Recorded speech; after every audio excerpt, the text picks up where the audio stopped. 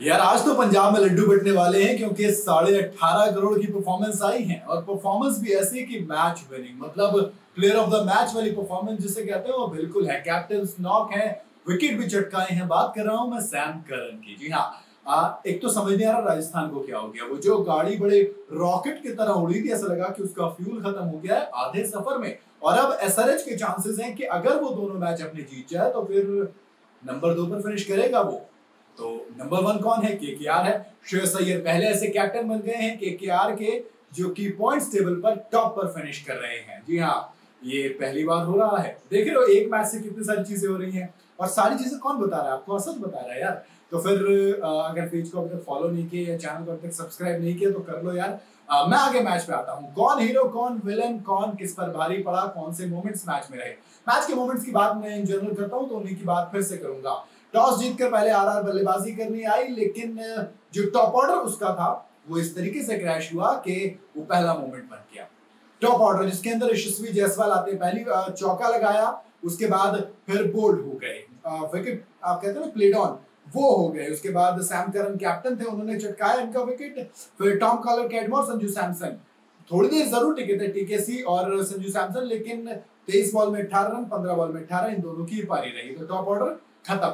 दूसरा मोमेंट आता है रियान पराग और अश्विन का, क्योंकि इन दोनों ने एक्चुअल में रिवाइव किया एक तरीके से राजस्थान को। और कमाल का रिवाइव इसलिए क्योंकि एक तो अनकैप्ड इंडियन प्लेयर पहले बन गए हैं 2024 आईपीएल में रियान पराग, जिसने की 500 रन पूरे कर लिए। यार 8 ताबड़तोड़ पारी खेली 12 इनिंग के अंदर, 12-13 इनिंग के अंदर रियान पराग ने। तो आप कहोगे कमाल है, ये सीजन उनका बहुत शानदार जा रहा है। लेकिन राजस्थान को अब कुछ करना पड़ेगा क्योंकि लगातार 4 हार राजस्थान के, जिसमें से 2 बार उसने टॉस जीतकर पहले बैटिंग का फैसला किया, 150 करीब रन बनाए और वो मैच हार गए। डिफेंड उसको कर नहीं पाए। कहीं ना कहीं जिस बॉलिंग की हम बात कर रहे थे कि स्टार्टिंग में आंद्रे बर्गर आते हैं, ट्रेंट बोल्ट आते हैं, फिर आखिर में आवेश और संदीप आते हैं, मिडिल ओवर्स में अश्विन और चहल आते हैं, उस बॉलिंग लाइनअप में कहीं ना कहीं दिक्कत है। लेकिन मेरे हिसाब से रन भी बहुत कम है, क्योंकि आप सिर्फ अगर 144 रन बनाओगे तो फिर आज के इस फॉर्मेट में तो आप जीत की दावेदारी नहीं कर सकते। बॉलिंग की बात करूं तो पंजाब में जो अच्छी चीज है कि उन्होंने सबने अच्छी बॉलिंग की है।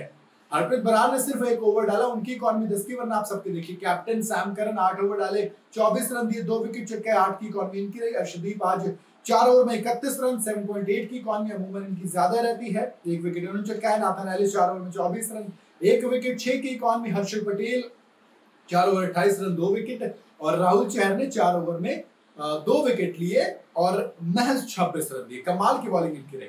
अब बारी चेस की थी। टारगेट ज्यादा बड़ा था नहीं, लेकिन आरआर ने पावर प्ले में कमाल किया। ट्रेंट बोल्ट ने आते ही पहले ओवर में विकेट चटकाया। कमाल का ये विकेट था क्योंकि पहले ओवर में विकेट लिए, 26वां विकेट उनका आईपीएल के अंदर पहले ओवर में आया। इसके बाद अगर आप संदीप शर्मा दूसरे एंड से लगा देंगे तो वो भी कमाल करेंगे। लेकिन इन दोनों के बाद जो आवेश खान आते हैं, देखो स्टार्टिंग में विकेट गिरे, प्रभ सिमरन आउट कर दिए बोल्ट ने, लेकिन जॉनी बेरिस्टो और रायली रूसो टिक गए थे। इसके बाद जॉनी बेरिस्टो का विकेट चटकाया चहल ने और आवेश खान ने आके जो 2 विकेट चटकाए पटाख पटाख, वहां एक्चुअल में कमाल हुआ। वो ऐसा लगा कि मोमेंटम शिफ्ट हो गया राजस्थान की तरफ। रायली रूसो का वो विकेट था, शशांक सिंह का वो विकेट था, लेकिन फिर उसके बाद जो तीसरा मोमेंट, बड़ा मोमेंट, चौथा मोमेंट सॉरी, वो था कैप्टन सैम करन। 18.5 करोड़ का खिलाड़ी था, पहले 2 विकेट चटकाए थे। अब बारी बल्ले की तो दोस्त 63 रन नॉट आउट, ये इंश्योर किया कि पंजाब खाली हाथ नहीं जाएगा, पंजाब यहां से जीत लेकर ही जाएगा। 41 बॉल 63 रन, 3 छक्के, 5 चौके, बड़ी संभल के पारी के लिए आखिर में छक्के लगाए जब जरूरत पड़ी थी।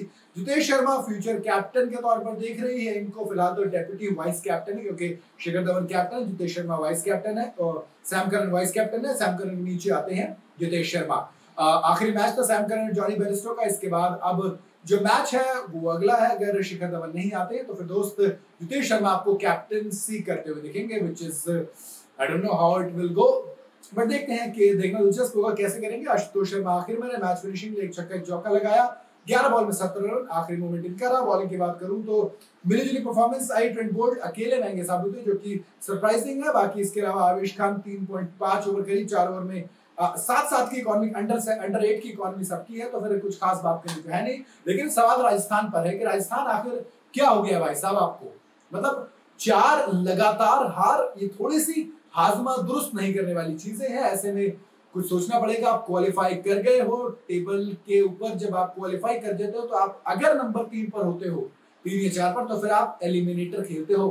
क्वालिफायर नहीं, क्योंकि 1 और 2 वाले जीतेगा फाइनल पहुंचेगा। लेकिन जब आप 3 और 4 पे होते हो तो आप पहले एलिमिनेटर खेलते हो, फिर एलिमिनेटर 2 खेलते हो, फिर फाइनल खेलते हो, यानी कि लगातार आपको 3 मैच जीतने पड़ेंगे। पीएसएल के अंदर हमने देखा कि किस तरीके से इस्लामाबाद यूनाइटेड ने यही काम किया। ऐसे में अगर राजस्थान, अगर एसआरएच दोनों मैच जीत जाती है और राजस्थान एलिमिनेटर खेलती है, तो आपको क्या लगता है, क्या ये राजस्थान कमबैक करके इस तरीके कुछ कमाल करके टाइटल अपने नाम कर पाएगी दूसरा, या फिर कुछ और होगा? बताइएगा जरूर मुझे कमेंट के अंदर। वीडियो अगर आपको पसंद आई हो तो लाइक और शेयर जरूर करें, ज्यादा चैनल को फॉलो और पेज को फॉलो करते हुए जाइएगा।